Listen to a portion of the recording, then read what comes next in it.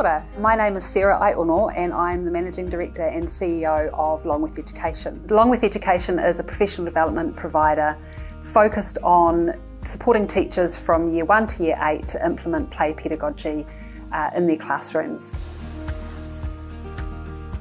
When we think of play pedagogy, we are using play to understand how children learn best. It really comes down to understanding, as teachers, the best tool for the job. We know that using play really helps our children use parts of their brain that they would not otherwise use when they are being traditionally taught. So some of that really higher order thinking, as well as social interaction and emotional well-being as well. So a play-based learning environment will have lots of room for kids to move. And the reason for that is that we know that the more movement children do, the better for their brain. And we also need to know that they have a variety and range of different things to play with. More than just toys, it's about having stuff that really demands them to be creative and solve problems. And we know that the more stuff they've got and the more diverse that stuff is, the more likely they are to be creative thinkers themselves.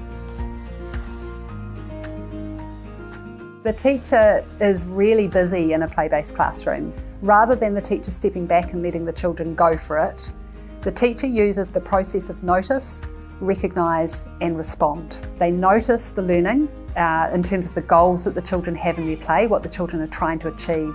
They recognise that in relation to the curriculum, and then they plan a response accordingly.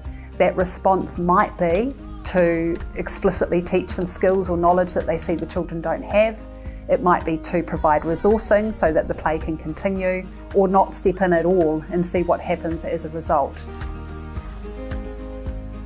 We're really passionate about promoting this approach because play is a practice run at real life without real world consequences. Our children are facing a really uncertain future when it comes to career pathways. So how do we help our children get prepared for that?